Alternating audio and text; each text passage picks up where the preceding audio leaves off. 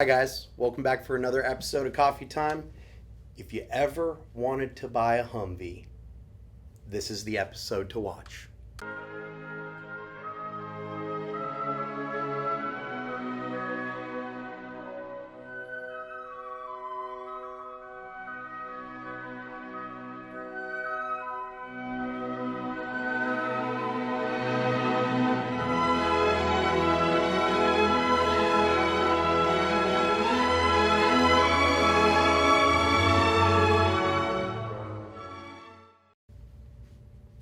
Welcome back to another episode of Coffee Time. I'm Nate, the owner at the King of Camo, and today we have an awesome guest, someone I'm very, very excited to introduce to everyone, Ruben from Damage Control Customs. Hey Ruben, how you doing, brother? Good, brother.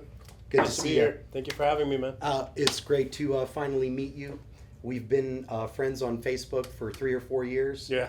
And every now and then I'll shoot you a question about my Humvee because I broke it and I'm trying to fix it and I'm an amateur and I don't know what I'm doing.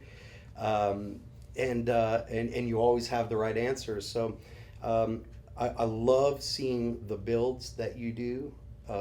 In fact, you brought one with you today that we'll get to take a look at here in a minute.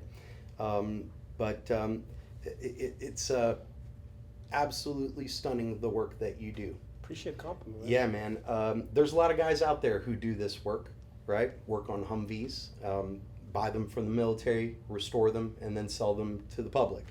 But I've not run across many guys with your level of knowledge. Appreciate it. So I understand you're also a veteran. Yes, sir. Tell us about your service.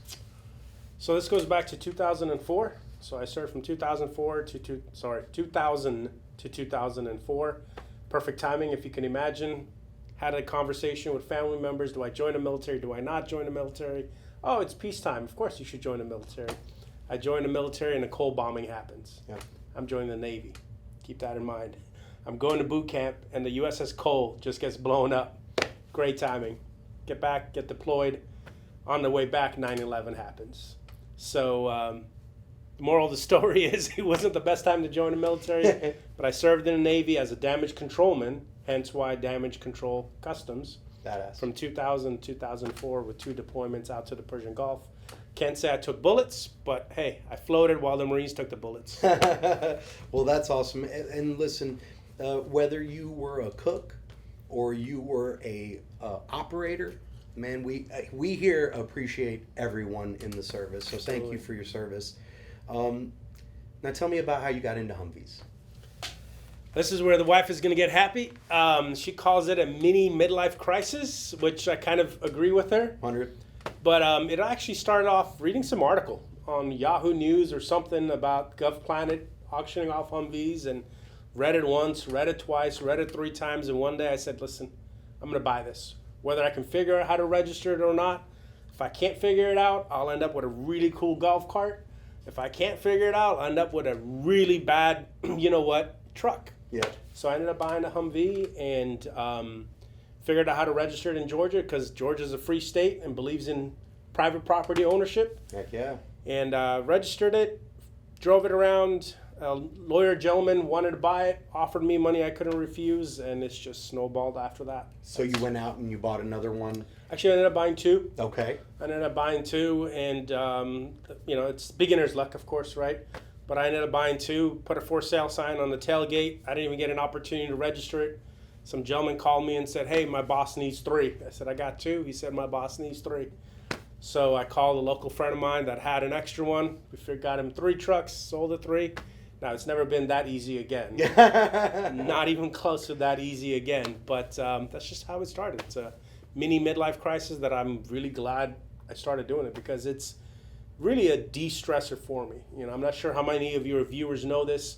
This is not my full-time job. This is a hobby. I do a lot of this, but it's my de-stressor. Yep. When I've been having a hard day at work, I go down, I wrench on it for a couple of hours, wrench on it over the weekend or whatever that may be, but it's what I do as an enjoyment.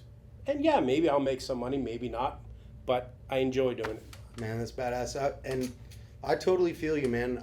There are times where I just go and sit in my garage and just stare at my truck.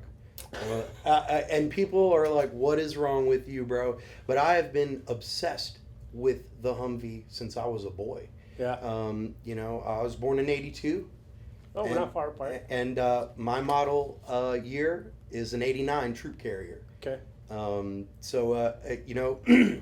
Kind of cool. It's like the version of the Humvee that I remember when I was a kid, and I have it now. And I told my wife, she's got very specific instructions. Sweetheart, make sure I get buried in it.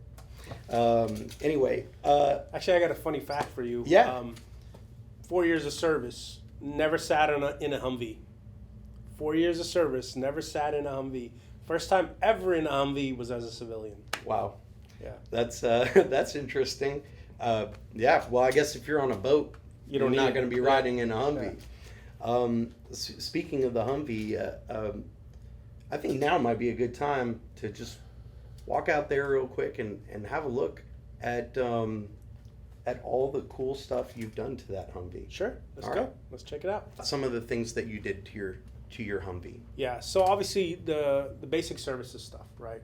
From ball joints to tie rod ends to servicing the hubs to servicing the transmission, the engine, filters, check valves. So all the typical servicing stuff is obviously done on it. In fact, if you pop the hood and you look on it, you'll see white paint marks everywhere that the bolts have been touched.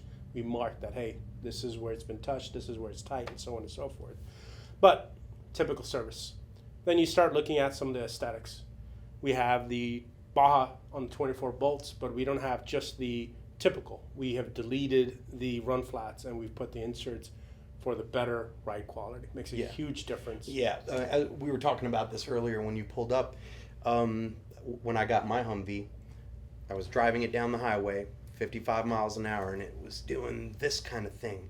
And it felt like it wanted to wobble, and I couldn't figure it out. I'm not a mechanic, but I took it somewhere, and they told me, oh, those military tires, those wheels and tires, they're hard to balance.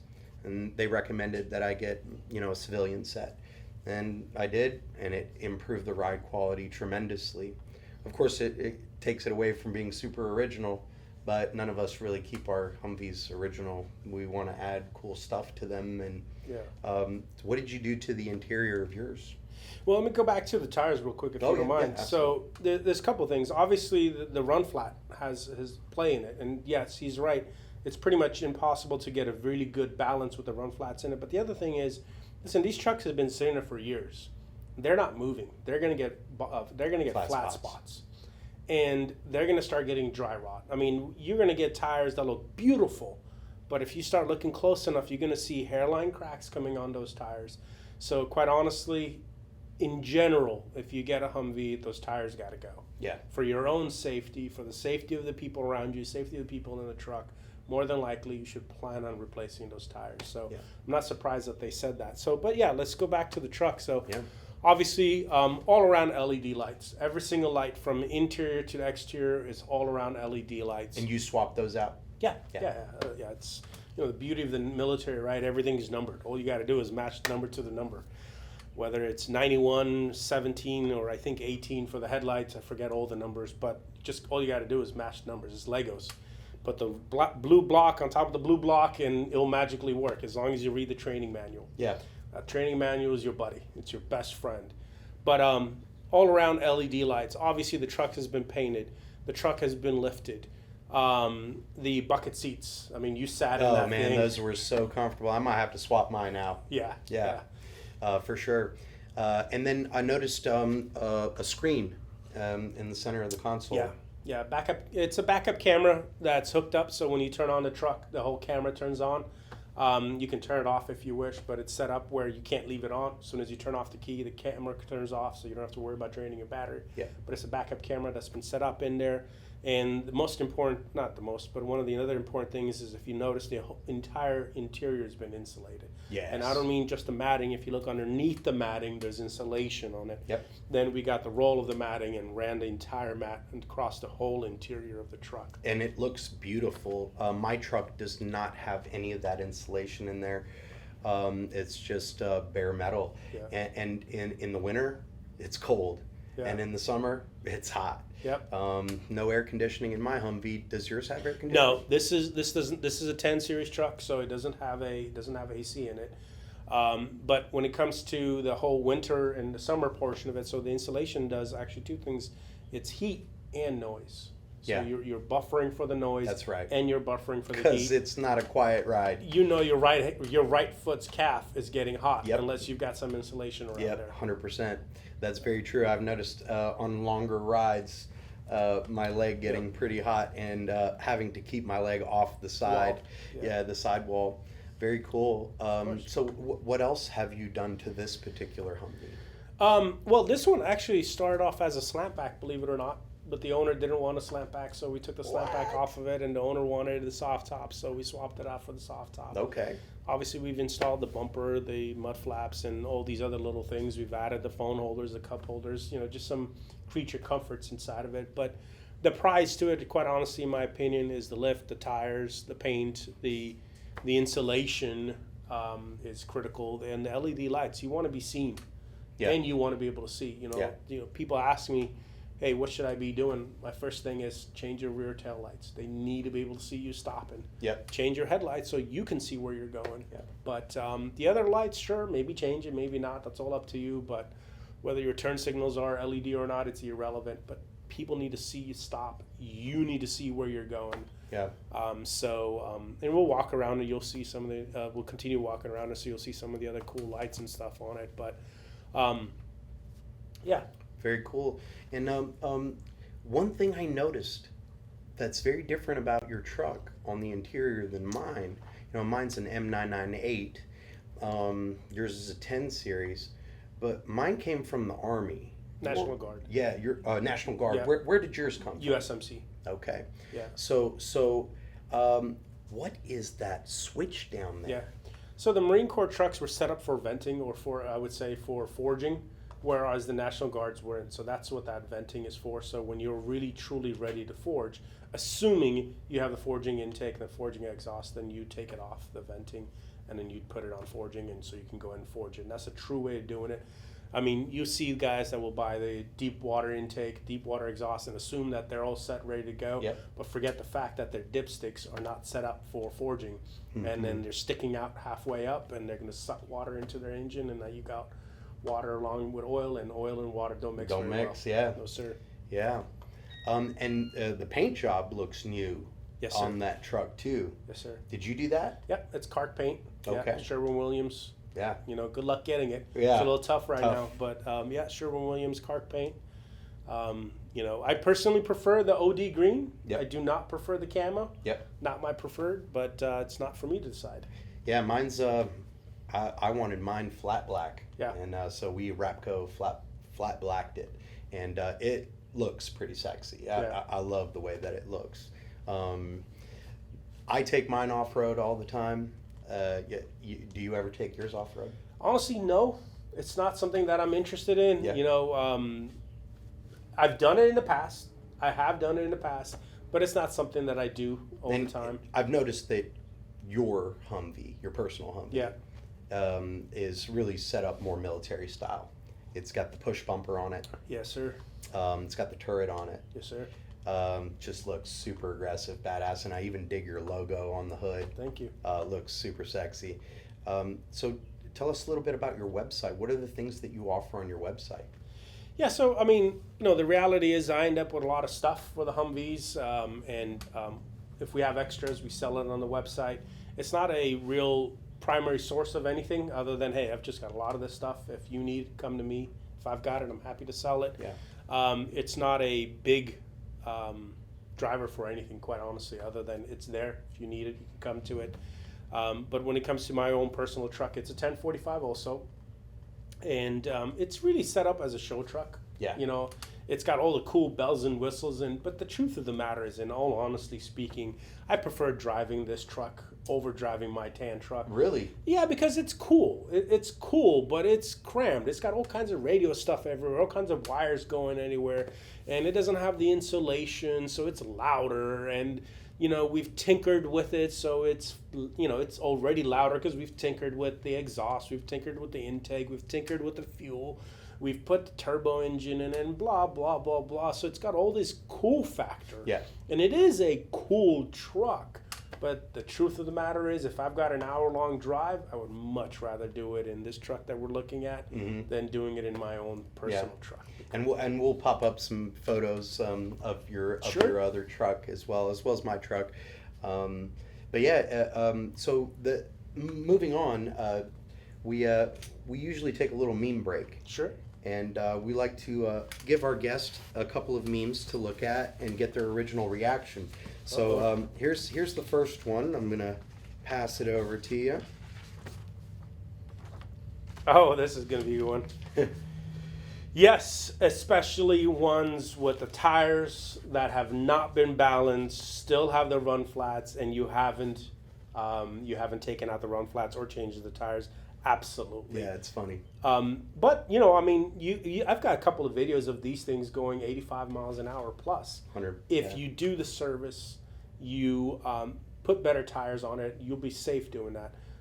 Granted, maybe not in a 998. But easily with a decent maintained truck, you can do it. But if you haven't done any of that stuff, you've just got this off of the auction lot, yeah, good luck doing it 55 miles an hour. You're going to feel that death rattle, and you're going to wake up. And the best part is the first time the fan kicks on. Oh, yeah. For a brand new owner, that fan kicking on is like, what was just that? happened? Did the car fall apart? Yeah, absolutely.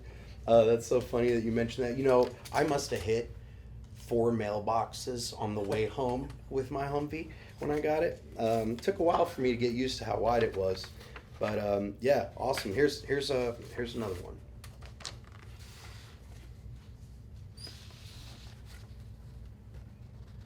I don't get it. I told you he wouldn't get it because I didn't get it. I don't get it. So fill me in. Whenever you go like with a TPS and they're like, hey, go PMCS the vehicle and everything, and you go out there and you get the PMCS and you're like, yeah, this thing works. No. Oh, well, so talking about that, we actually just opened up, you know, so talking about that, right? I mean, I'm ex-service, so I kind of know it. I mean, I've had to do my maintenance of this and that, and yes, I did the maintenance. Yeah, she's like, yeah, I did do the PMCS report. Yep. It's totally right. Yeah, see, he signed off on it. So, yeah, we just pulled the hubs off of this one Humvee that looked like it took a bath in water for 6 years. Oh. I mean, rust everywhere inside the hubs. I've never seen it like that. I mean, it looked like melted chocolate was coming out of the drain plug. Strange. It was just, you know, water got into it, and I think they knew that, and they put so much of the sealant on it that it was just, I mean, I've just never seen it that way, honestly. Wow. I was just taken back. I've seen it where the nut hasn't been installed properly or as nicely as they should have, where only one tab is on, second tab is partially on it, whatever the case may be. I've seen it where the oil clearly needed to be changed, and I've seen it with beautiful, clean oil coming out of it. I've never seen it this bad. But coming back to the maintenance, yeah, been there. Unfortunately, I've been there. Sorry about That's that. okay, and I'm guilty of doing the same things myself. Yeah. So one of the things that led me to finding you on Facebook was your YouTube channel. Yes, sir. And I thought that, wow, that's really awesome. This guy's taking the time to help other dudes and teach them about their Humvees. What possessed you to do that? Yeah, honestly, you know, so I started very early, where it was still, everybody was wondering whether you could even register these vehicles or not. And what I found was it was very scary and very hard to know what should I do and how should I do it, until I realized, hey, it's all in the manual. Yep. It took a while for me to get there, but YouTube was a source that I kept on going to and not finding a lot at the time. And hey, I was looking at it thinking, I'm already doing the work anyway. All I got to do is put my phone, put a stand on it, record it. If they like it, they like it. They don't like it, they can skip, go watch the next one. Yeah. And I found and I think it's still there. It was much more in the beginning where it was very brotherly and everybody was willing to help everybody out. And it was my way of giving back to those people that helped me in the beginning. Right. And maybe I'm not giving back to them directly, but I'm giving back to the community and saying, hey, listen, these are some simple things you should be doing, and this is how you do it, or at least how I've done it. And you don't like how I do it? No problem. Do it your way, or follow the manual, whichever one you want to do it. And quite frankly, you should follow the manual versus following me, but this is how I do it. And it's a community at the end, right? Yeah, 100%. My good buddy Tyler, he also bought a bunch of Humvees, and he helped me with the restoration of mine, and then a bunch of the additional work that I did to it, because I had no knowledge. He had worked on one previously, and he has a bunch now that he's working on restoring and selling, and it seems like there's a lot of people doing that now. Yeah. Because there were about 500,000 Humvees that the military are selling. Is that correct? I don't know the number. I mean, there's been quite a few that have been sold, and I thought the records were kept forever, but then I realized that it seems like the records go, on GovPlan's site, it only goes back a year. I see. But there's been several thousand that have been sold, which is still not a lot, though. Yeah. I mean, if you really think about it, that's not a lot. There's some really cool dudes out there doing amazing work. Yeah. There's a guy, Akbar, on Florida. Facebook in Florida. Yeah. He does amazing work too. I like seeing some of his builds because they're unique, they're different. Yeah. They're not necessarily military style.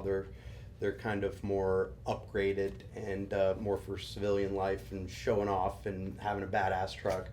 But what would you recommend to a guy out there like you and I that was like, hey man, I'm gonna go buy a Humvee?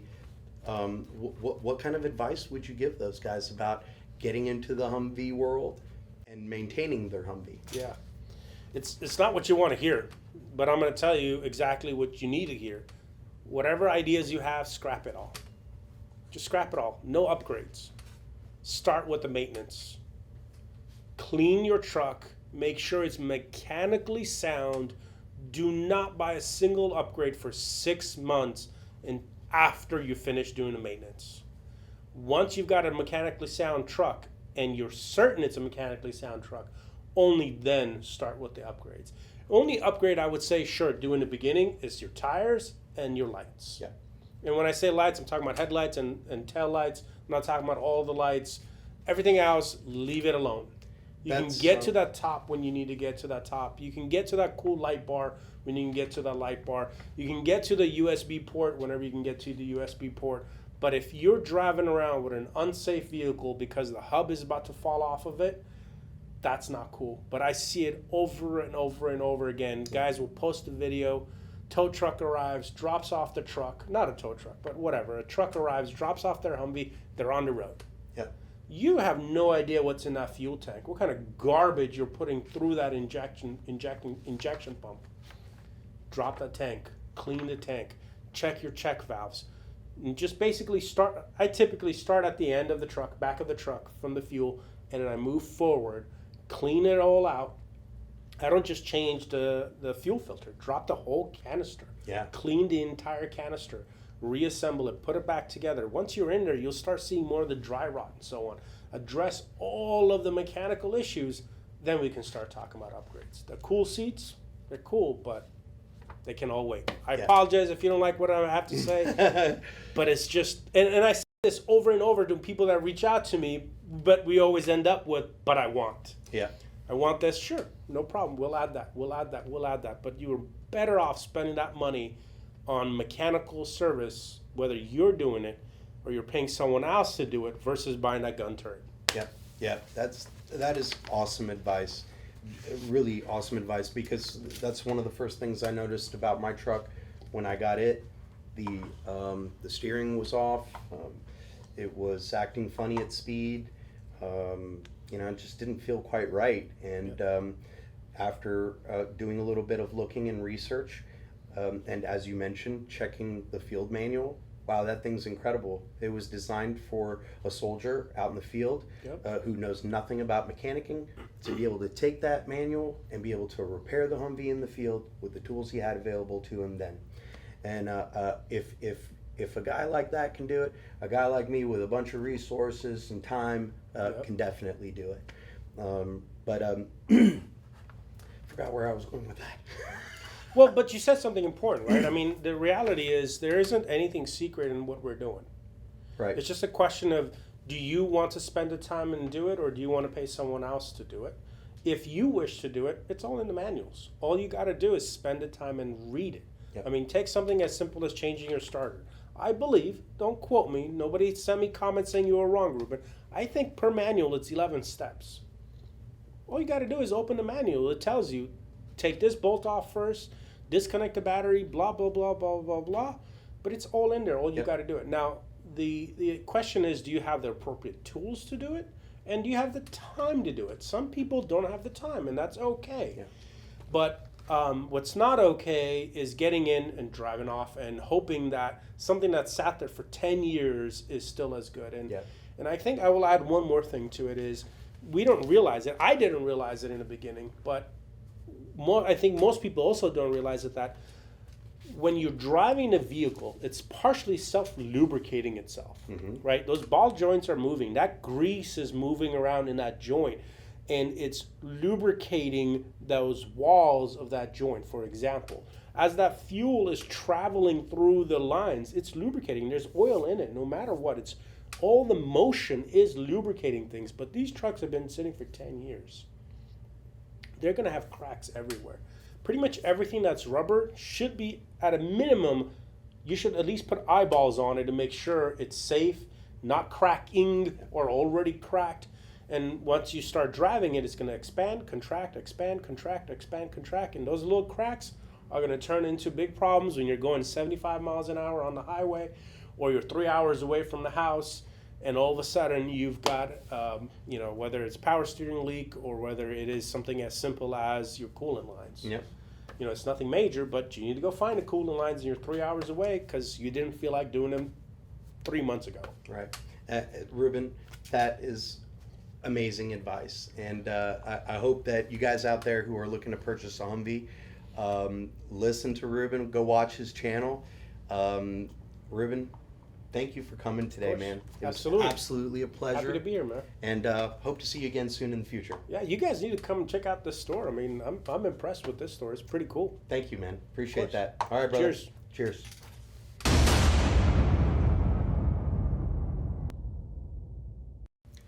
Hey guys, thanks for joining us for another episode of Coffee Time today.